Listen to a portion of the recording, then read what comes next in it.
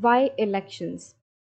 So from this video, we are going to start with our major section of why elections, and in this section, we will get to know why it is important to have elections, what is the importance of elections in a democracy.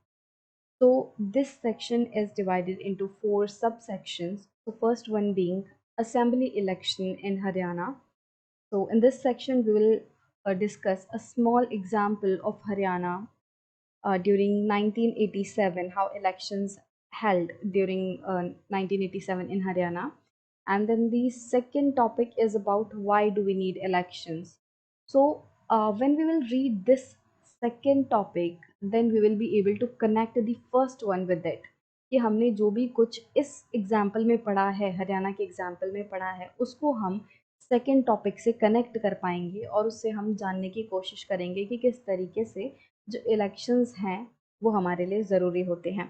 Then we will discuss our third topic under the section of why elections, and that is what makes an election democratic.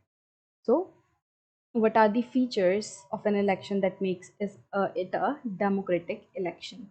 And then the fourth one is it good to have political competition? So we all see around ourselves the different political parties accusing each other of different things.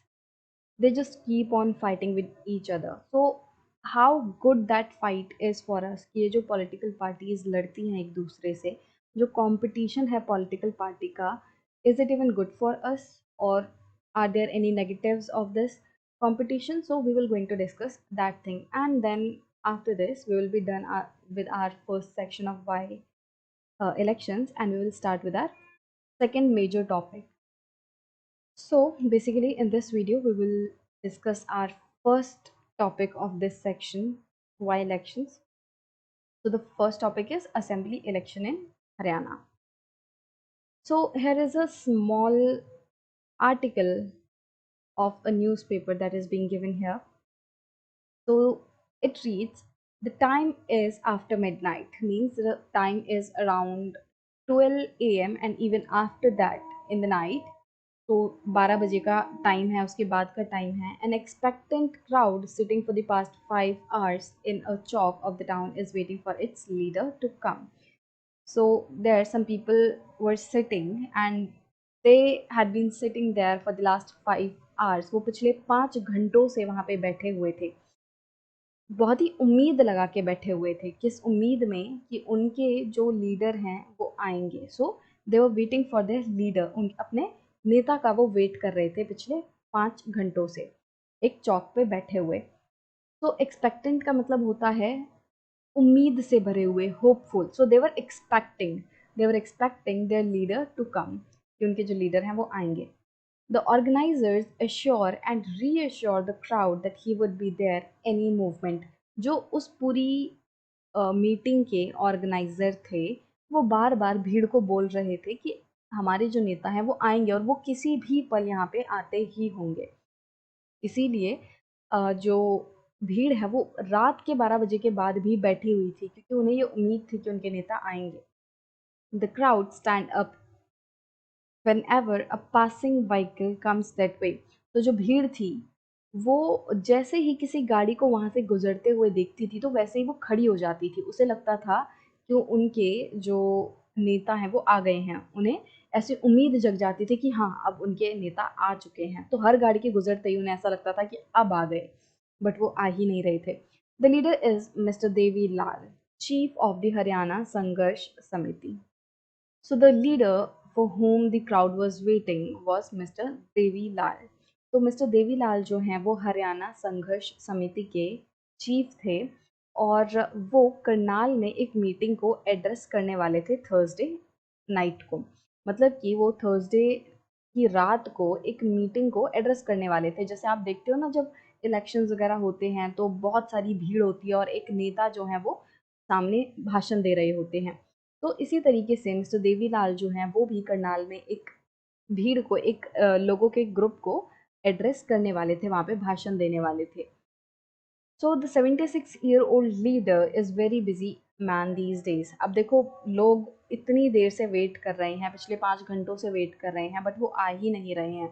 तो इस section में बताया हुआ है कि जो leader हैं वो बहुत ही, एक तो 76 ईयर ओल्ड के हैं तो काफ़ी एज हो चुकी है, और वो इस टाइम पे बहुत ही ज़्यादा बिजी हैं, इसीलिए वो इतनी मतलब टाइम पे नहीं आ पा रहे हैं। वो इस टाइम पे बहुत ज़्यादा बिजी हैं। क्यों बिजी हैं? His day starts at 8 AM and ends after 11 PM। उनका जो दिन है वो सुबह 8 बजे से शुरू होता है और रात के 11 बजे पे जाके ख़त्म होता है। और उन्होंने सुबह से लगभग 9 इलेक्शंस मीटिंग्स को ऑलरेडी एड्रेस कर चुका है। मतलब वो 9 रैलियों में, 9 जो मीटिंग्स हैं उनमें भाषण दे चुके हैं मॉर्निंग से, और been constantly addressing public meetings for the past 23 months and preparing for this election। तो वो क्यों बिजी हैं? क्योंकि वो लगातार भाषण दे रहे हैं, भीड़ को एड्रेस कर रहे हैं, लोगों को अपनी जो उनकी नीतियां हैं, जो भी उनके वादे हैं वो बता रहे हैं। तो वो पिछले 23 मंथ से, मतलब लगभग पिछले 2 सालों से इस इलेक्शन की तैयारी में लगे हुए हैं, और वो मतलब एकदम पूरे तरीके से इसमें लगे पड़े हैं कि उनके पास टाइम नहीं है। इतनी सारी वो मीटिंग्स को एड्रेस कर रहे हैं कि उनके पास टाइम नहीं है। तो कौन से इलेक्शन में मिस्टर देवीलाल इतने ज़्यादा बिजी हैं? क्यों वो इतनी मेहनत कर रहे हैं? So this newspaper report is about state assembly election in Haryana in 1987। तो 1987 में हरियाणा में जो इलेक्शंस होने वाले थे उससे रिलेटेड ये न्यूज़ रिपोर्ट है। असेंबली इलेक्शंस इन हरियाणा का मतलब जो स्टेट के चीफ मिनिस्टर का एक तरीके से इलेक्शन होता है। आप मोटे मोटे तौर पे समझोगे, जो चीफ मिनिस्टर के लिए जो इलेक्शंस हो रहे होते हैं एक तरीके से, वो वाले इलेक्शंस की मिस्टर देवीलाल बहुत ज़्यादा एकदम पूरा झोंक दिया था उन्होंने अपने आप को, तो उस चीज़ की तैयारी कर रहे थे। The state had been ruled by a Congress party led government since 1982। तो 1982 से ही जो हरियाणा स्टेट है उसको कांग्रेस पार्टी लेड गवर्नमेंट जो है वो रूल कर रही थी। बेसिकली जो गवर्नमेंट है वो 1982 से वो कांग्रेस ने बनाई हुई थी हरियाणा में। Chaudhry Devilal, then an opposition leader, led a movement called Nyay Yudh Struggle for Justice and formed a new party, लोक दल। अब क्योंकि उस टाइम पे जो रूलर था वो कौन था? वो कांग्रेस पार्टी थी। अब कांग्रेस पार्टी रूल कर रही थी तो उनके अपोजिशन में थे चौधरी देवी लाल। तो ये जो मिस्टर देवीलाल थे वो अपोजिशन लीडर थे, और उन्होंने एक मूवमेंट चलाई जिसका नाम उन्होंने रखा न्याय युद्ध, कि मतलब हम न्याय के लिए लड़ रहे हैं, जस्टिस के लिए हम लड़ रहे हैं। तो ये मूवमेंट उन्होंने शुरू की और एक नई पार्टी भी फॉर्म की देवीलाल जी ने, जिसका नाम उन्होंने रखा लोक दल। His party joined other opposition parties to form a front against the Congress in the elections। और जो चौधरी देवीलाल जी की पार्टी थी लोक दल, उसने बाकी जो दूसरी अपोजिशन पार्टीज थी उसके साथ हाथ मिला लिया, उसके साथ वो मिल गए ताकि वो कांग्रेस को इलेक्शंस में अपोज कर सकें। कांग्रेस के खिलाफ वो सारे जो भी अपोजिशन में लोग थे वो खड़े हो गए। जैसे अगर आप करंट सिनेरियो पे देखो, आपको सेंटर में अभी देखने मिलेगा कि बीजेपी की गवर्नमेंट है और जितने भी अपोजिशंस हैं उन सब ने मिलके INDIA जो अलायंस है वो बना लिया है। तो सिमिलरली इसी तरीके से कुछ आप समझ सकते हो कि जो देवीलाल जी की लोक दल पार्टी थी उसने दूसरे पोजीशंस के साथ मिलके कांग्रेस का विरोध किया, या कांग्रेस के अपोज में वो इलेक्शंस में खड़े हुए। In the election campaign Devilal said that if his party won the elections his government would waive the loans of farmers and small businessmen।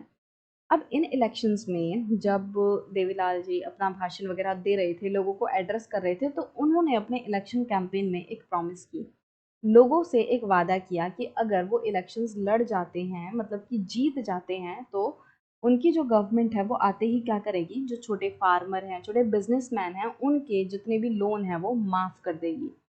तो ये जो लोन माफ़ करने वाला है, ये प्रॉमिस बहुत ही ज़्यादा चलती है। मतलब कि बहुत ज़्यादा नेता जो हैं वो इस प्रॉमिस को, कि आपके लोन माफ़ कर दिए जाएंगे, उसको यूज़ करती हैं। तो इसी तरीके से देवीलाल जी जो थे वो भी सेम प्रॉमिस फार्मर्स को कर रहे थे कि फार्मर्स इन स्मॉल बिजनेसमैन के जो लोन हैं, उनके जो कर्जे हैं वो माफ़ कर दिए जाएंगे जैसे ही उनकी गवर्नमेंट बनेगी। He promise that this would be the first action of this government. और उन्होंने ये प्रॉमिस किया कि उनकी गवर्नमेंट का सबसे पहला काम यही होगा कि वो लोन को माफ़ कर दे। The people were unhappy with the existing government. और जो लोग थे वो उस टाइम पे जो गवर्नमेंट थी, जो कांग्रेस की गवर्नमेंट थी, उससे वो खुश नहीं थे।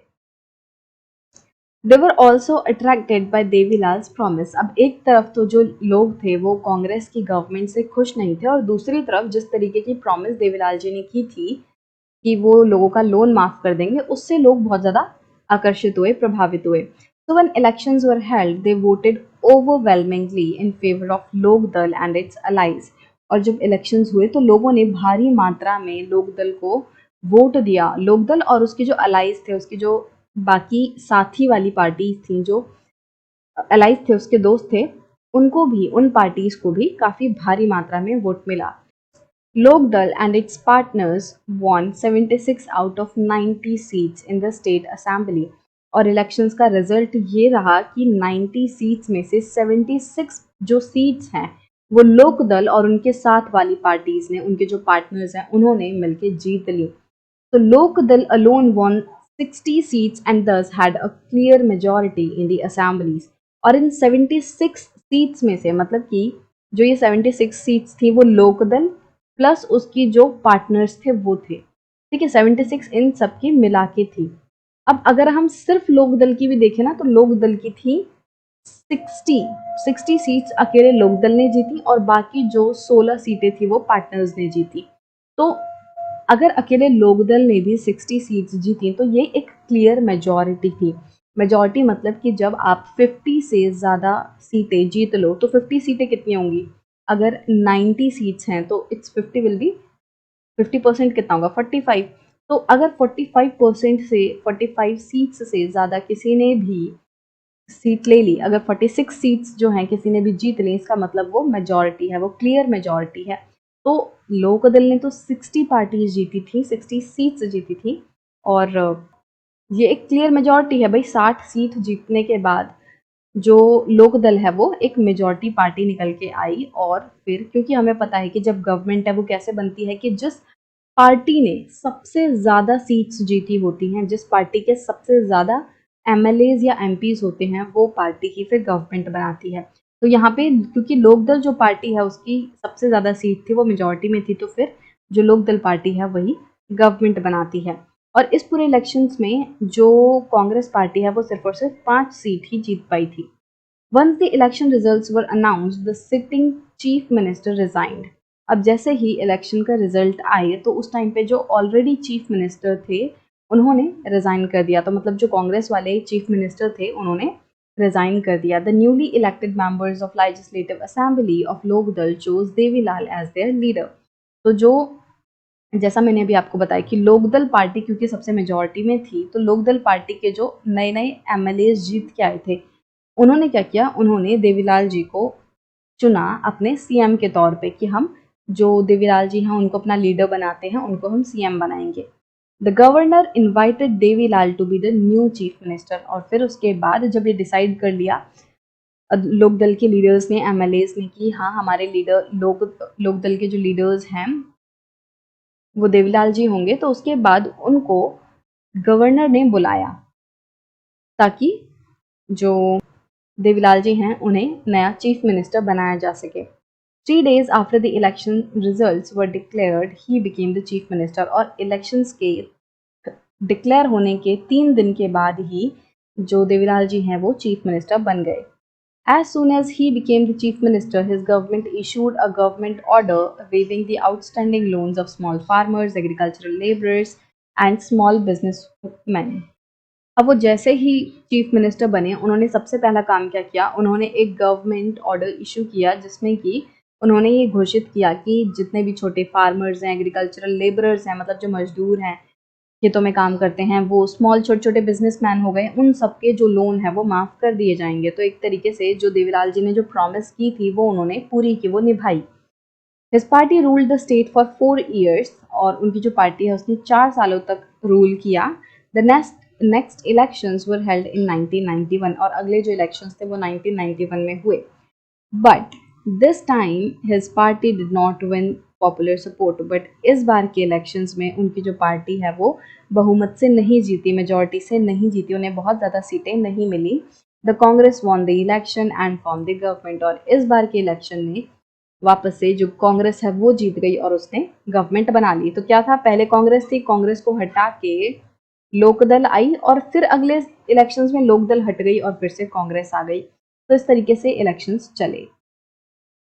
तो इस सेक्शन में अभी हमने बेसिकली बस एक छोटा सा एग्जाम्पल समझा है कि किस तरीके से एक लीडर थे देवीलाल, वो किस तरीके से सबसे पहले इस ये जो न्यूज़ रिपोर्ट दी है, इसके थ्रू आपको क्या बताने की कोशिश की जा रही है, आपको ये न्यूज़ रिपोर्ट क्यों दी है, आपको ये बताने के लिए दी गई है कि किस तरीके से जो लीडर्स हैं, जो इलेक्शंस में खड़े होते हैं, वो मेहनत करते हैं, वो किस तरीके से लोगों को एड्रेस करते हैं, वो लोगों को ये बताते हैं कि वो क्या क्या चीज़ें लाएंगे, क्योंकि इलेक्शंस हो रहे हैं तो उससे क्या होगा कि जो इलेक्शन में लड़ रहा है वो लोगों को बताता है कि हम ये चीज़ें करेंगे और इसलिए आप हमें वोट दो।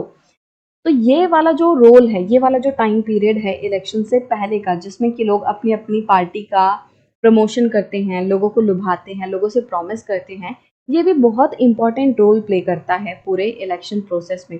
क्योंकि ये जो रैलीज हो रही हैं, ये जो भाषण दिए जा रहे हैं, ये कई हद तक मतलब लोगों को इन्फ्लुएंस करते हैं और आने वाले इलेक्शंस में इंपॉर्टेंट रोल प्ले करते हैं कि कौन जीतने वाला है, राइट। उसके बाद इसी एग्जाम्पल में आपको एक छोटी सी झलक देखने मिलेगी अपोजिशन की, कि किस तरीके से अपोजिशन एक इम्पॉर्टेंट रोल प्ले करता है, कि जो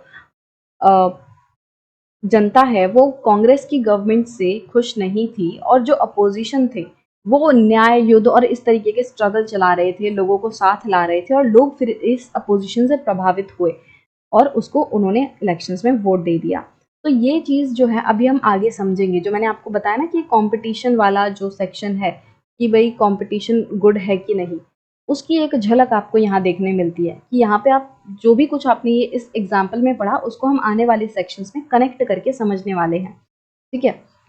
और फिर हमने क्या देखा कि यहाँ पे देखा कि हाँ कंपटीशन हो रहा है, अपोजिशन रोल प्ले कर रही है, प्रॉमिस किए जा रहे हैं और प्रॉमिस को यहाँ पे निभाया भी है, ठीक है।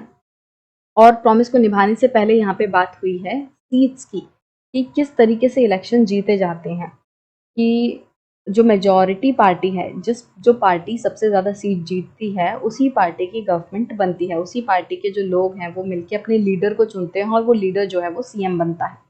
फिर यहाँ पे एक बात आई है कि गवर्नर ने देवीलाल जी को बुलाया था और फिर सीएम की तरह अपॉइंट किया। तो जो सीएम है उनको कौन अपॉइंट करता है, उनको गवर्नर जो है, स्टेट के जो गवर्नर हैं वो अपॉइंट करते हैं। जैसे जब यूनियन लेवल पे, सेंट्रल लेवल पे जब इलेक्शन होते हैं तो जो प्राइम मिनिस्टर हैं उनको कौन शपथ दिलवाता है, उनको कौन ओथ दिलवाता है, तो जो प्रेसिडेंट है वो प्राइम मिनिस्टर को अपॉइंट करते हैं। तो इस तरीके से जो गवर्नर हैं, जो प्रेसिडेंट हैं, वो प्राइम मिनिस्टर या फिर गवर्नर के केस में जो सीएम है उसको गवर्नर अपॉइंट करते हैं। 3 days आफ्टर द इलेक्शंस, चलो ये सारी चीज़ें तो हमने पढ़ ली।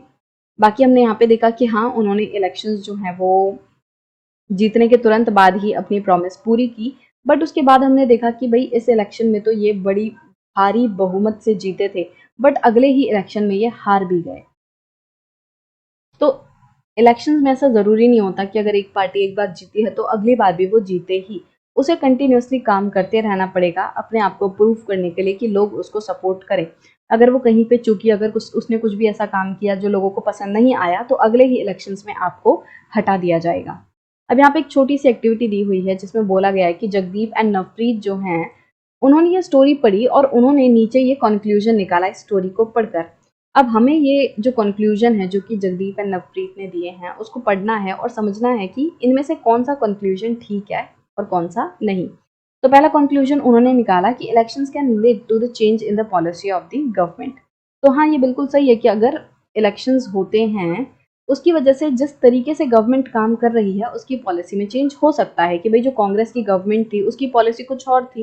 उसकी पॉलिसी में मान लो छोटे फार्मर्स या जो बिजनेसमैन थे उनके लोन को माफ़ करना नहीं था, बट जैसे ही नई गवर्नमेंट आई, लोकदल की गवर्नमेंट आई, उसकी पॉलिसी, गवर्नमेंट की जो पॉलिसी थी लोकदल की गवर्नमेंट की, वो इस तरफ थी कि वो जो बिजनेसमैन है, फार्मर्स हैं, उनके लोन को माफ़ कर सके। सो हाँ इलेक्शन की वजह से पॉलिसी चेंज हो सकती है गवर्नमेंट की। नेक्स्ट कंक्लूजन जो उन्होंने निकाला वो है कि the governor invited Devi Lal to become the chief minister because he was impressed with the speeches. मैंने अभी बीच में आपको ये बताया कि गवर्नर जो है वो अपॉइंट करते हैं वो सीएम को, वो इसी पॉइंट के लिए बताया कि इन बच्चों ने क्या कंक्लूजन निकाल लिया कि भाई गवर्नर ने सीएम को क्यों बुलाया, मतलब कि जो देवीलाल हैं उन्हें सीएम बनने के लिए इनवाइट क्यों किया। तो इन बच्चों को लगा कि इसलिए इनवाइट किया क्योंकि जो गवर्नर हैं उन्हें देवीलाल जी के स्पीचेस बड़े अच्छे लगे थे, तो स्पीचेस से इम्प्रेस होकर उन्होंने देवीलाल जी को बुलाया और चीफ मिनिस्टर बना दिया। तो ऐसा नहीं है, गवर्नर की एक तरीके से ड्यूटी होती है कि वो चीफ मिनिस्टर को अपॉइंट करते हैं, उनको ओथ दिलवाते हैं।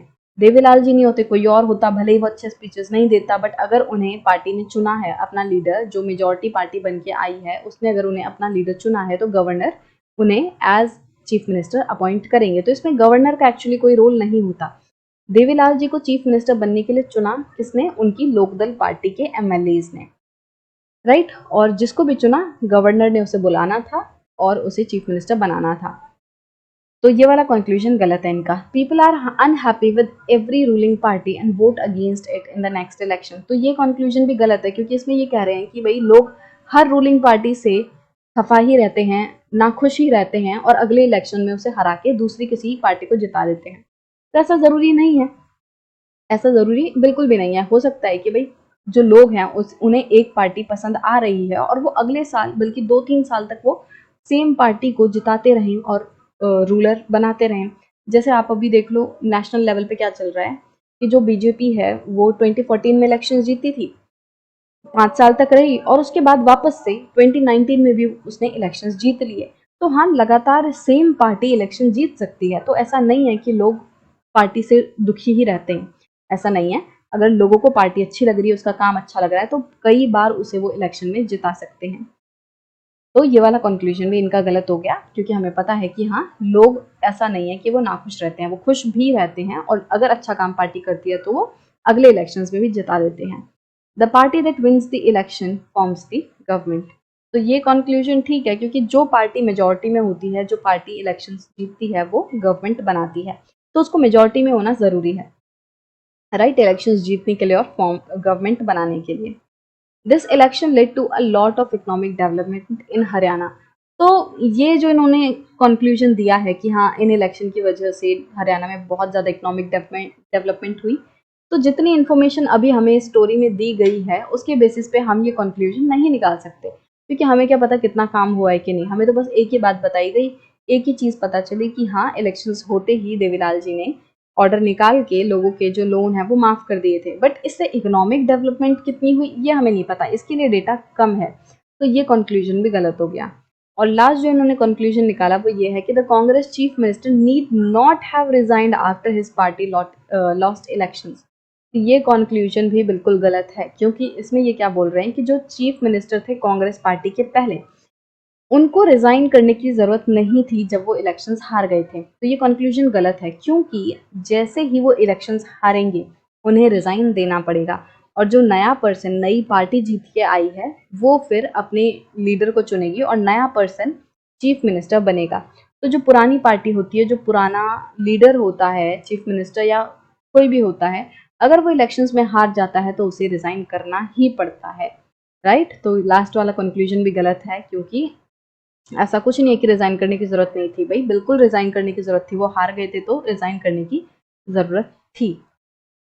तो इस एग्जाम्पल से हमें काफ़ी कुछ आइडिया लग गया। इस एग्जाम्पल का और क्या फ़ायदा था वो तो आपको नेक्स्ट सेक्शंस में ही समझ आएगा कि ये एग्जाम्पल हमने एक्चुअल में क्यों पढ़ा, इससे हम क्या ड्राइव कर रहे हैं। वैसे मैंने आपको ऑलरेडी मतलब समरी में बता चुका है कि किस तरीके से इलेक्शंस में इस पूरे जो सेक्शन में हमें एग्जाम्पल दिया हरियाणा के इलेक्शंस का, इससे क्या चीज़ें हम ड्राइव कर सकते हैं, बट इन्हें कनेक्ट हम नेक्स्ट सेक्शंस में ज़रूर करेंगे, जिससे आपको एक्चुअल आइडिया लग पाएगा कि हाँ भाई क्यों इलेक्शंस होने चाहिए, वाई इलेक्शंस। तो ये हम नेक्स्ट सेक्शन से कनेक्ट करके समझेंगे।